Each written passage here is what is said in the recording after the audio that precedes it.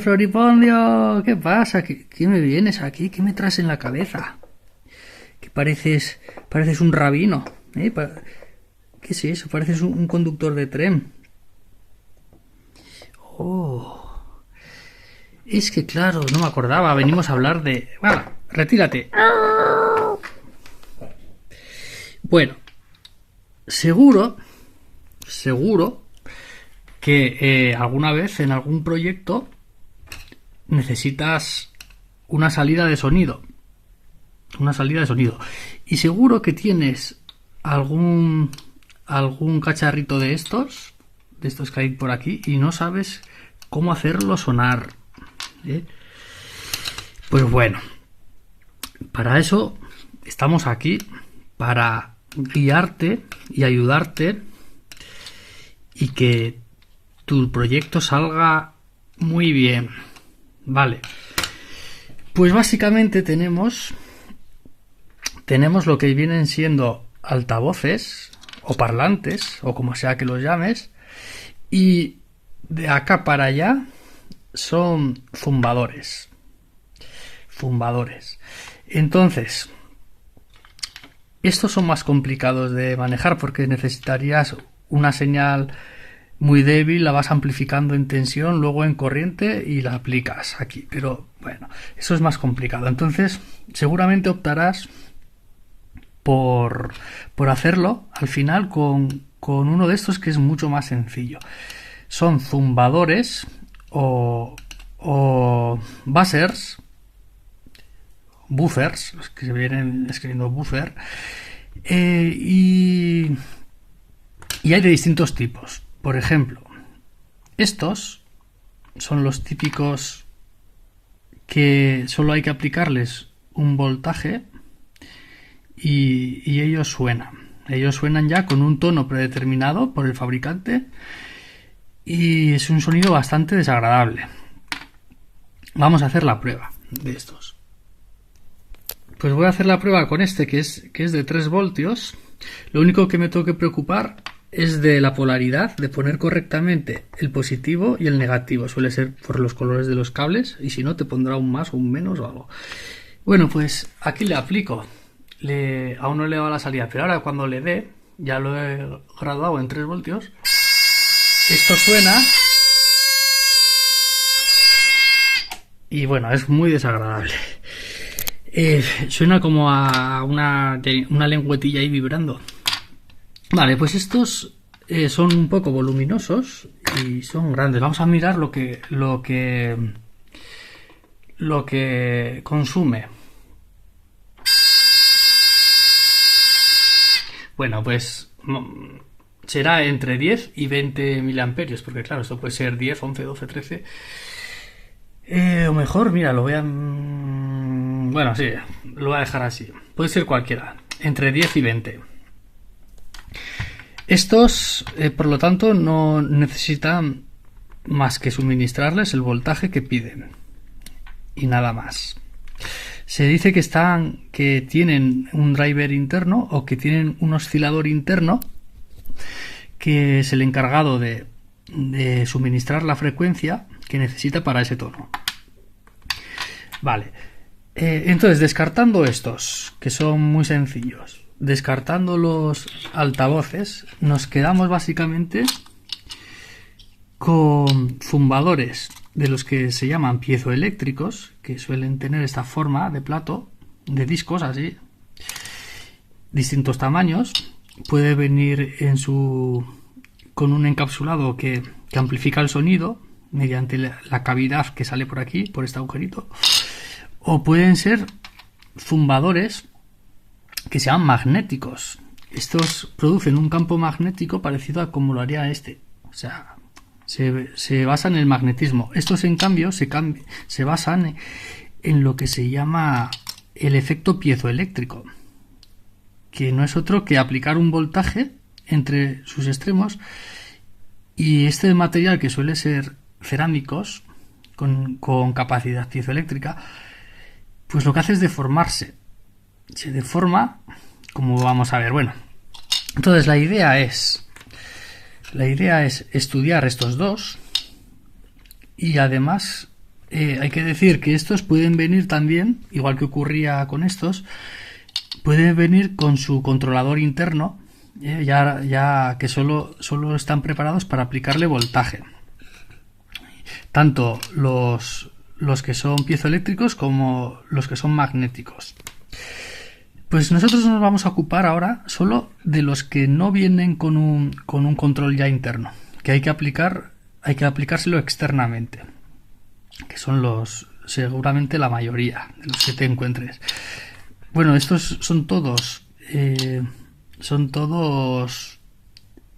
de descuartizar cacharrillos por ahí. O sea que aquí no hay ninguno comprado, más que alguno por aquí comprado. Y de estos tampoco. Y estos también los he sacado de piezas. Vale. La idea entonces en este vídeo es que entiendas bien cómo hay que conectarlos para hacerlo sonar, pero además ver las frecuencias, los tonos que producen según la frecuencia. Para eso haremos uso del generador de funciones. Y después de este vídeo seguro que no te queda ninguna duda sobre estos. Bueno, es una guía, yo tampoco es que sea un experto.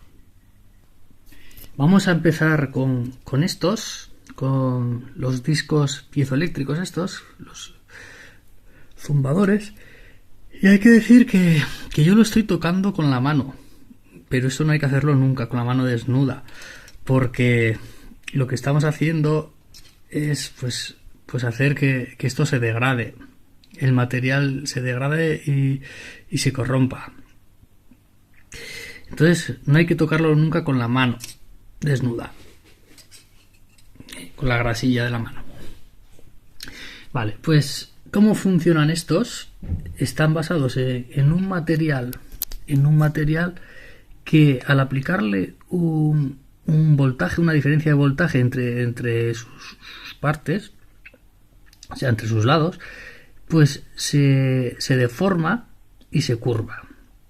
Si invertimos la polaridad del voltaje que hemos aplicado, se curvaría hacia el otro lado. Tiene también como que se comporta hacia un lado o hacia otro según la polaridad que le apliquemos. Esto sería con corriente directa. Entonces, ¿qué ocurre si le aplicamos una corriente alterna o pulsatoria? Puede ser.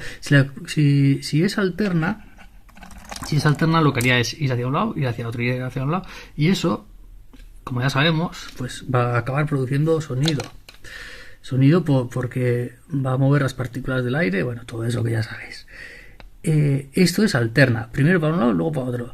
Pero también podría ser pulsatoria, que es, por ejemplo, llevarlo hacia este lado y después quitarle el voltaje, entonces se relaja, se queda a su posición original. Hay que decir que el efecto es inversible. Si tú le aplicas el voltaje, se estimula, se excita y se curva. Y si lo retiras, pues vuelve a su posición original. Vale.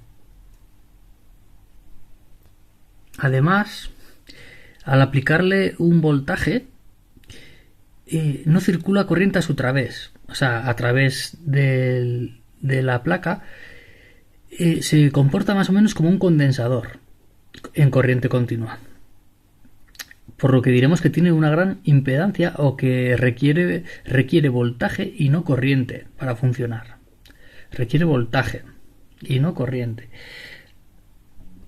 En cambio, estos otros, los que tienen, los que son magnéticos, lo que es una bobina que al circular corriente, por lo tanto requieren corriente, produce un campo magnético. Y ya sabemos lo que pasa, ¿no? Igual lo mismo que un altavoz. Entonces, una diferencia importante es que este consume corriente y además en sus cercanías va a generar campo magnético. Este, en cambio, consume muy poca corriente, o sea, es que al final es muy poca, y además no genera campo magnético en sus cercanías. Esto puede ser importante para según qué aplicaciones. para ir concretando ya, diremos que por lo tanto los dos tipos de dispositivos los vamos a manejar con pulsos cuadrados, lo cual es muy conveniente para circuitos integrados y microcontroladores y todo eso. En las patillas de salida, pues a nivel alto, nivel bajo, controlamos la frecuencia y generaremos un tono. Ahora bien, cómo hay que conectarlos es lo que vamos a ver a continuación. En primer lugar tenemos la fuente de la señal, que será un circuito integrado, y aquí seguramente habrá niveles TTL, 5 voltios y 0 voltios, nivel alto y bajo, o puede que sean menores los niveles. Entonces ya tenemos la señal generada por un circuito, y ahora tenemos la pregunta de si esto lo conectaremos directamente a la señal o habrá que poner en medio algo que entre medio de la señal y el dispositivo que va a sonar. Vamos entonces con el caso general, que sirve para unos como para otros, que es la salida de señal, no tomarla directamente para aplicarla en el dispositivo, sino que la vamos a aplicar a la base de un transistor. Bueno, aquí he dibujado un transistor bipolar NPN, pero no tiene por qué ser bipolar ni NPN, o sea, puede ser bipolar PNP o NPN, o podría ser de tipo de efecto de campo, un transistor FET. Eso es lo de menos. Lo importante es que el transistor va a realizar la función de conmutación a modo de interruptor. Entonces solo tendrás que tener en cuenta que sea lo suficientemente rápido para encenderse y apagarse, lo cual no va a ser ningún problema a las frecuencias a las que nos vamos a mover. También tendrás que cuidar la corriente que va a exigir lo que aquí conectemos, o aquí, bueno, eso es indiferente. Y también tendrás que tener en cuenta las tensiones que pueden darse aquí de ruptura. Pero bueno, básicamente cualquier transistor te va a servir. Entonces lo que aquí va a suceder depende de qué tipo de dispositivo coloquemos. Hay que decir que si preparamos un circuito, por ejemplo, para un zumbador magnético, no es intercambiable luego, o sea, no podemos quitar el zumbador y poner uno de estos, porque no funcionan igual. El zumbador magnético, por tener bobina y comportarse como un electroimán, es considerado una carga inductiva, mientras que este otro es considerado, o se puede ver más, como una carga capacitiva. Entonces lo que aquí va a suceder va a ser distinto. Vamos a empezar con este, que es fácil y se asemeja a cualquier carga inductiva. Pues aquí está la pieza que nos falta. Tenemos aquí al zumbador como un altavoz, y bueno, básicamente es como conectar un relé, sería una bobina. Entonces lo que hay que cuidarse es de poner un diodo de protección, porque cuando se conecta y se desconecta se producen fuerzas contraelectromotrices, unos voltajes que son opuestos entonces aquí, cuando desconectamos, aquí se va a producir un voltaje positivo en este lado, y esto, si no le suministramos un camino de retorno para que se retorne esa energía, intentará irse por otros lados, lo cual puede destruir pues otras partes si no ponemos este diodo de protección. Eso como en cualquier carga inductiva. Entonces, esto sería todo lo que hace falta para manejar estos, que son los zumbadores magnéticos.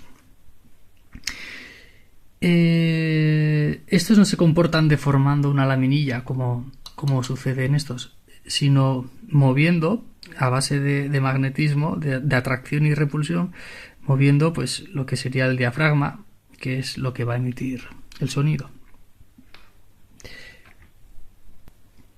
Aquí en cambio tenemos el esquema para el zumbador piezoeléctrico, que serían estos de disco.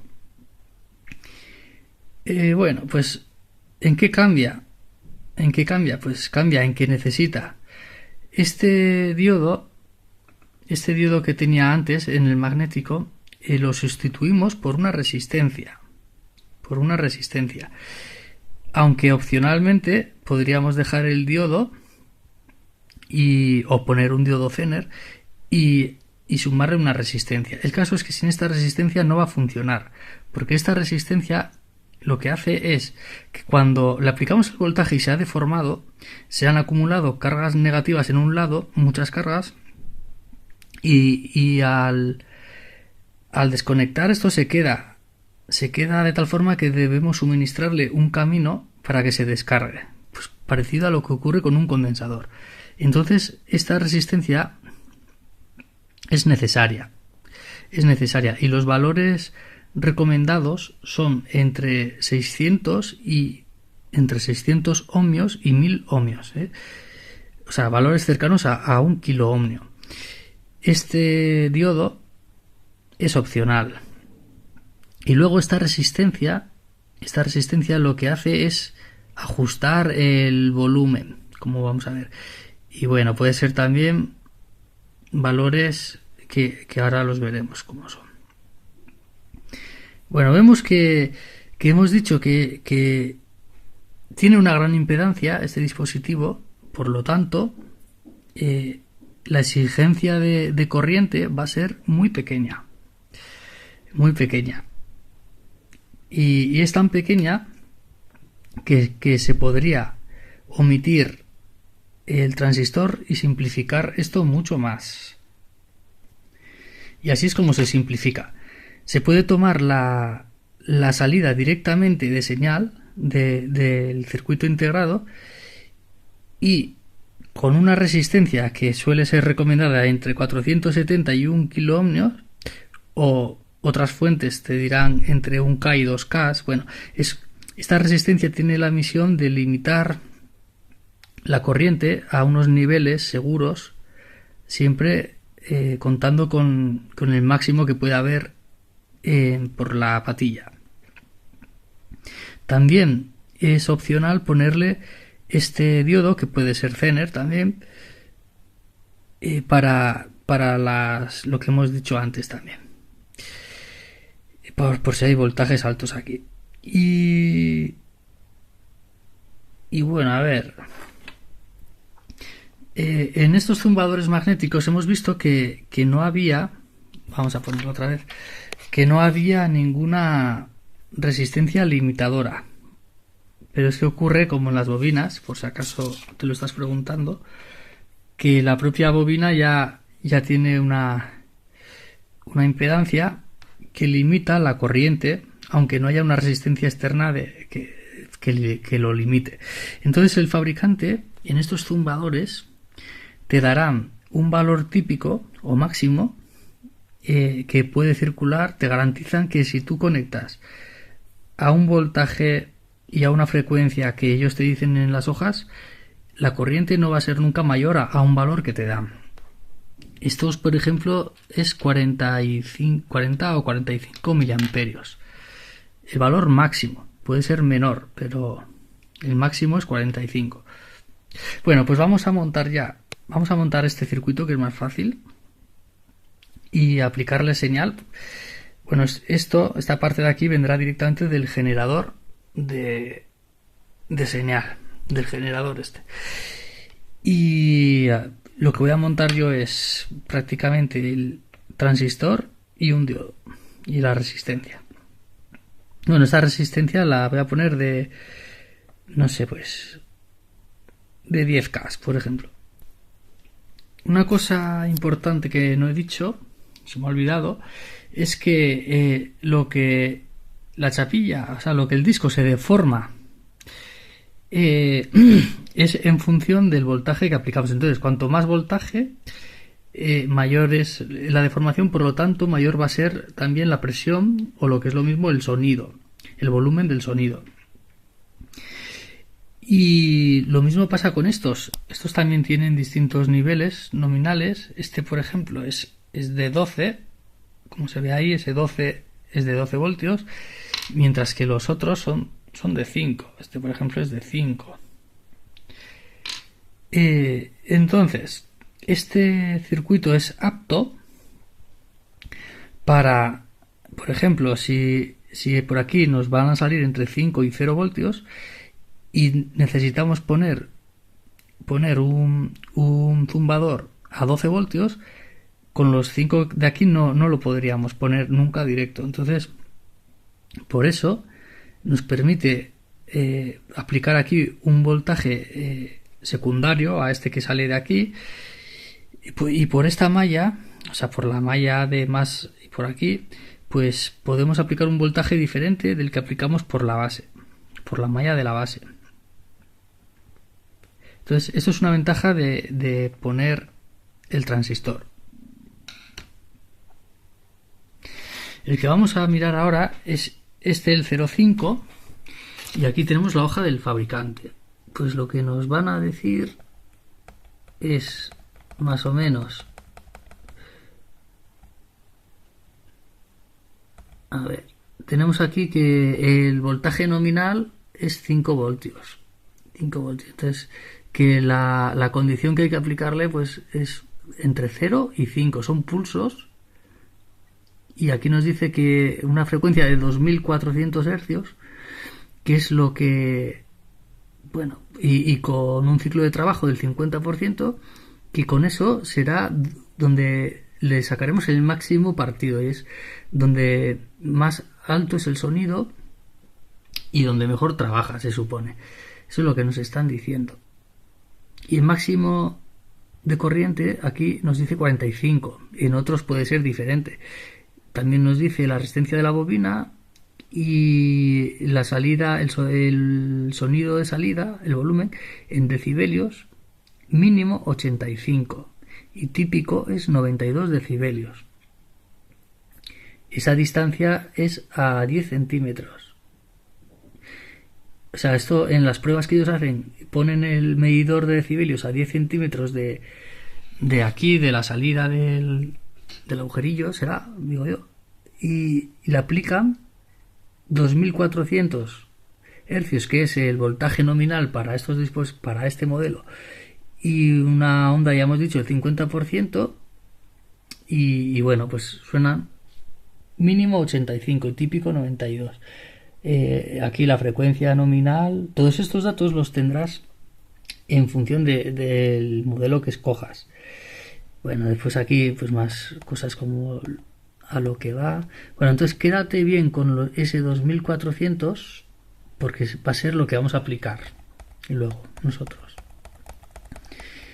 Y bueno, esta gráfica te relaciona el sonido aquí en el eje Y en decibelios, y aquí la frecuencia. Entonces vemos que donde más suena, donde más decibelios conseguimos, es en torno a los 2K, a los 2 kilohercios.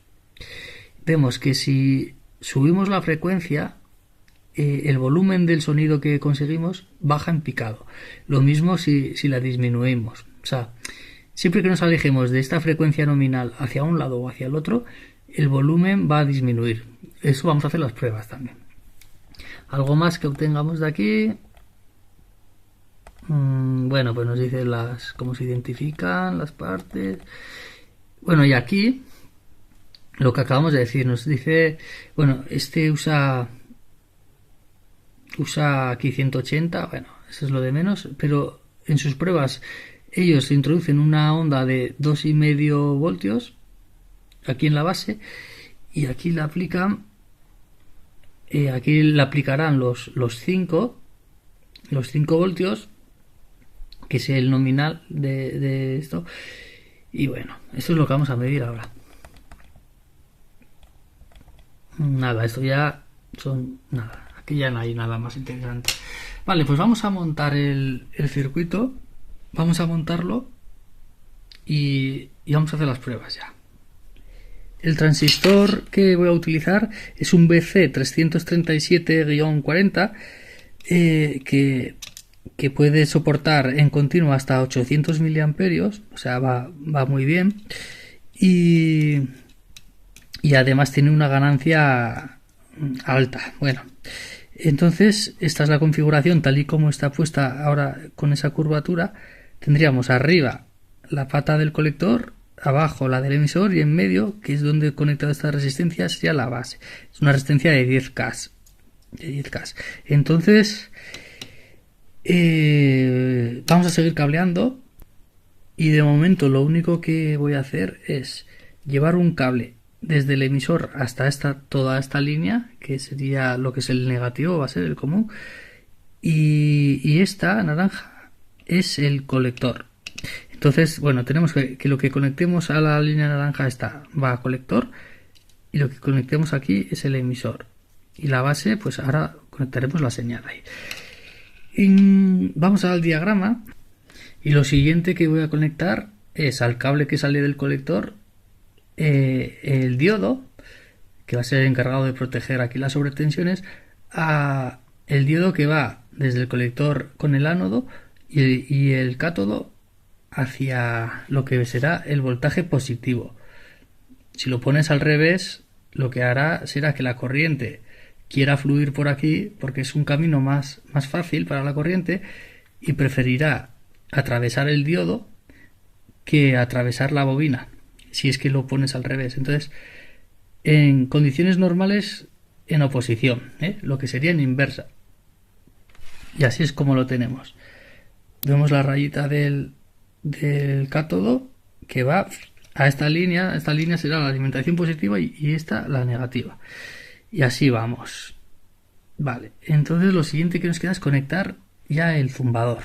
El zumbador tiene polaridad, no lo he dicho, pero tiene un más. La patica esta tiene un más, a ver si se enfoca.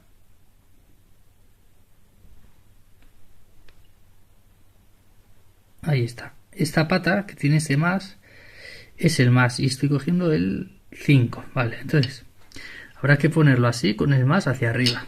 Entonces el más hacia el cátodo del esto. Y así es como queda. Está tal como se ve aquí. Entonces lo único que queda es alimentar esta y este canal y con la alimentación que vamos a aplicar por aquí, lo que es este V.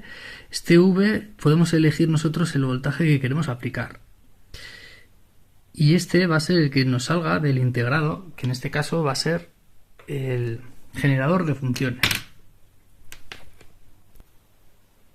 Bueno, la fuente ya está a 5 voltios con la salida activada y aquí no suena nada. Eso es porque aunque aquí tenemos aplicada la tensión de 5 voltios, tenemos la base no está estimulada, entonces el transistor está en corte. Como está en corte es como un interruptor abierto, entonces no hay corriente ahora mismo. Entonces la señal del generador va a venir por aquí.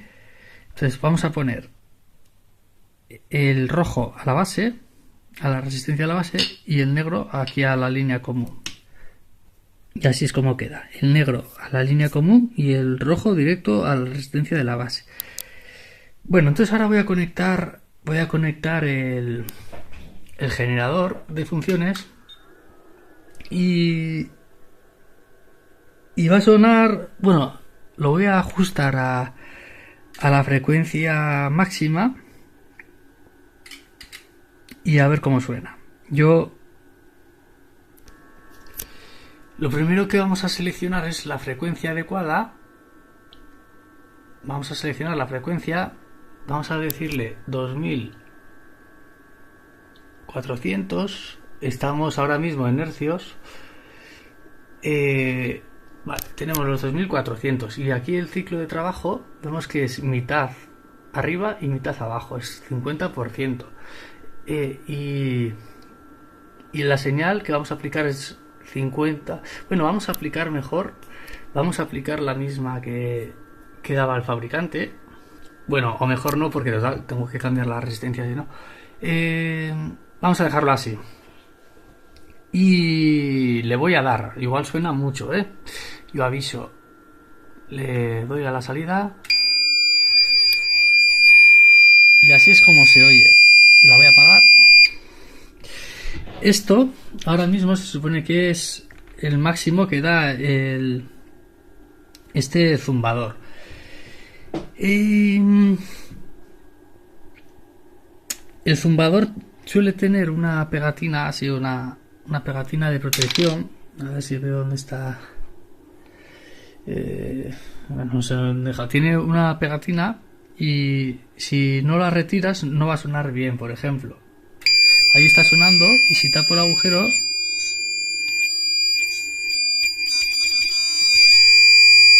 entonces ese agujero no hay que taparlo.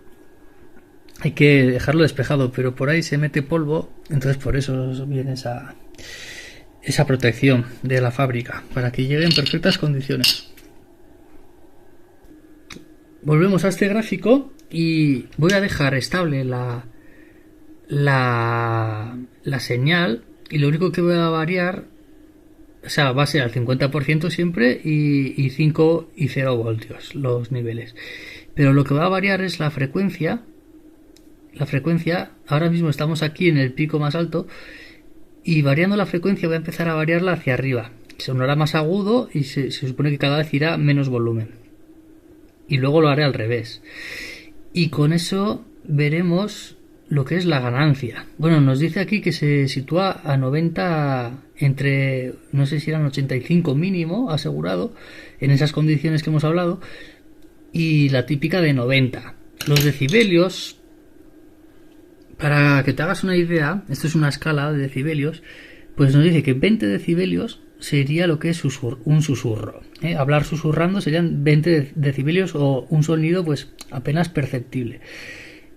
Con 60 decibelios nos plantamos ya en lo que sería una conversación normal entre dos personas, sin ánimo de que le escuche un corro grande, o sea, lo que sería hablar en privado con alguien, y es el rango, pues es un sonido confortable para el oído.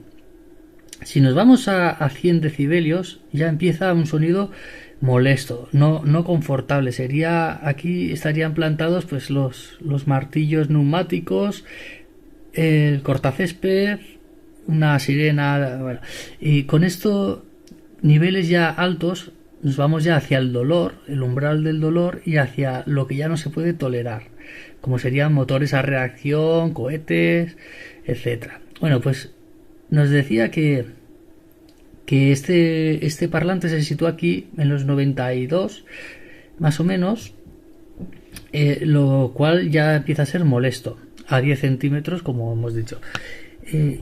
Cada 20 decibelios, o sea, si subes de 20 decibelios en la escala, el sonido, lo que es el volumen, se multiplica por 10. Cada 20 decibelios es por 10. Por 10. O sea, 40 decibelios sería por 100. Pues eso, para que te hagas una idea.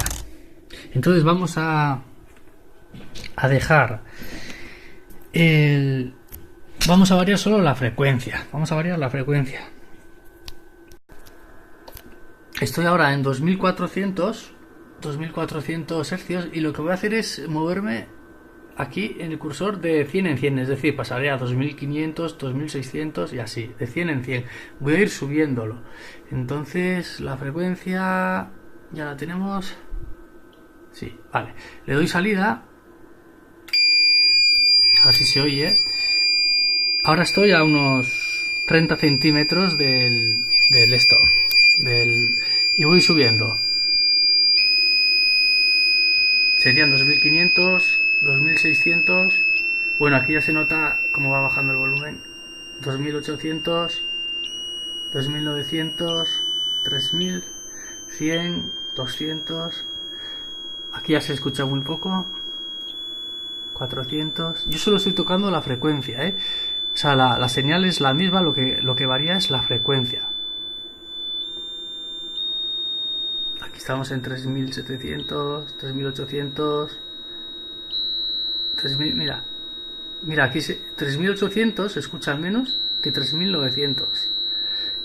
Eso es lo que en la gráfica eran, que al final eran todo valles, así como una montaña. Pues hay zonas que aunque te vas yendo cada vez a menos, hay veces que sube un poquito y después baja. Pues 3900 se escucha más que 3800 en este. 4000 hercios, 4100, 200, 300, 400. 400 se escucha más que 300 también. Bueno, pues así, mira, 700 aquí va subiendo, 800, 5000, 6000, 6100, 200, 300, 5500 ya ni se escucha casi. Y aún así se oye algo. Bueno, pues voy a subir otra vez hacia los 2400. Mira, 2300 se escucha más, ¿eh? Y ahora voy a ir bajando. 2200, 100, uff, este se escucha mucho. 1900, 1800, uff, aquí también cae en picado el sonido. 1500, 1400, 1300, 1200, 1100, 900, 400, 300, 200, 100. Vale. Apago. La prueba que voy a hacer ahora es dejarlo en la frecuencia de 2400 y lo que voy a variar va a ser el ciclo de trabajo. Ahora estamos al 50%, que es como más suena. Voy a ver qué sucede si lo bajo, es decir, si le doy pulsos más pequeños y estoy más tiempo sin darle pulso, pero siempre moviéndome en la frecuencia de 2400. Ahora la voy a ajustar. A ver, 2400, 2400, ahí estoy. Y le voy a dar salida. Y lo que voy a ir cambiando luego es... A ver si veo... Es el ciclo de trabajo, que está aquí. Vale, ya estoy aquí ahora. Con esto me puedo mover. La frecuencia es la misma, pero los pulsos aplicados son más finos o más esto. Bueno, pues me pongo al 50%. A ver si enfoca. 50%. Bueno, ahí está. Le doy salida. Se va a escuchar mucho y voy a ir variando a ver qué sucede. Voy bajando. Voy bajando. Pues veo que el tono es el mismo, pero modificando el ciclo de trabajo modifico el volumen también. Aquí se escucha poquito, aquí ya no se escucha casi. Bueno, aquí ha dejado de escucharse al 0, se puede decir. Al 1 se escucha muy poco. Bueno, vuelvo otra vez a la normalidad, al 50.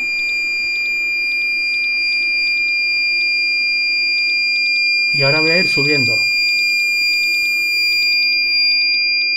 Veo que sucede algo parecido al llegar a... Aquí estaríamos en una tensión continua prácticamente, lo cual no va a estimular la...